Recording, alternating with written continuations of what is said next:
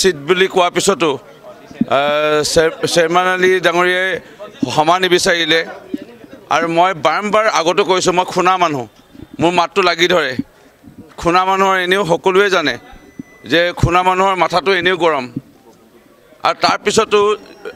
মই এজন চাহ জনগোষ্ঠীৰ বিধায়ক আৰু মোৰ বক্তব্যৰ মই 10 মিনিটৰ দলৰ ফালৰ পৰা প্ৰধানজী কৈছিলে মই আকৌ কৈছোঁ 7 মিনিট কিমান ছেকেণ্ডত কোৱাৰ পিছত মোক বাধা দিলে সেইকাৰণে মই এটাই কথা এতিয়া কি তেনেকৈ নাটক কৰিছে এইটো নাজানো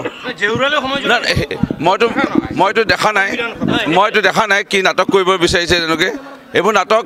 তেনেকৈ কৰি আছে কৰি থাকিব দিয়ক মোৰ ইয়াত ক'বলগীয়া কোনে মই কেলে নোসোমাম মোৰ অধিকাৰ আছে মোৰ বিধানসভাত মোৰ প্ৰয়োগ মোৰ সমষ্টি ৰাইজৰ মোক বিজয় কৰি পঠাইছে বিধানসভাত উপস্থাপন কৰি পেলাই বিভিন্ন সমস্যা বিভিন্ন বিষয় লৈ মই কেলে নোসোমাম মই ইতিমধ্যে ক্ষমা বিচাৰিলোৱেই আকৌ মই পুনৰবাৰ আপোনালোকৰ মাধ্যমেৰে ক্ষমা বিচাৰিলোঁ এইটো ডাঙৰ কথা নহয় আৰু মোৰ সৰুৰ পৰা শিকাইছিলে মই নিজে ভাওনা কৰা ৰাস কৰা ভাগৱত পাঠ কৰা আৰু একেনে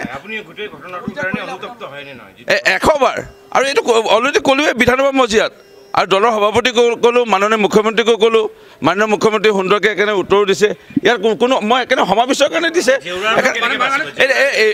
এইবোৰ কোনে কি নাটক কৰিছে এইবোৰ নাজানো এতিয়া এটাই আমাৰ মাননীয় মুখ্যমন্ত্ৰী ডক্টৰ হিমন্ত বিশ্ব শৰ্মা ডাঙৰীয়াই আমাক এইটোৱে কৈছে যে আমি খুব ঠাণ্ডা আমাৰ মগজুৰে আমি ৰাইজৰ সেৱা কৰিব লাগে বাকী আমাৰ একো কথা নাই আমাৰ ইমানে দায়িত্ব ইমানে কাম ইমানে আমাৰ আঁচনি সেইসমূহ ৰূপায়ণ কৰিব লাগিব এতিয়া মই গৈ পেলাই চাইকেল বিলাব লাগিব মোৰ MLA ফাণ্ডৰ পুঁজি বিলাব লাগিব মুখ্যমন্ত্ৰী ডাঙৰীয়াৰ যিটো CM ৰিলিফ ফাণ্ড সেই চেক বিতৰণ কৰিব লগা আছে নামঘৰে টকা দিব লগা আছে ৰাস্তা আধা কিলা কৰিব লগা আছে দলং আধা কিলা কৰিব লগা আছে এইবোৰ কোন কি নাটক কৰি আছে এইবোৰ নাটক লৈ পেলাই আমি এইবোৰ সময় নাই এইবোৰ মই আকৌ কোনে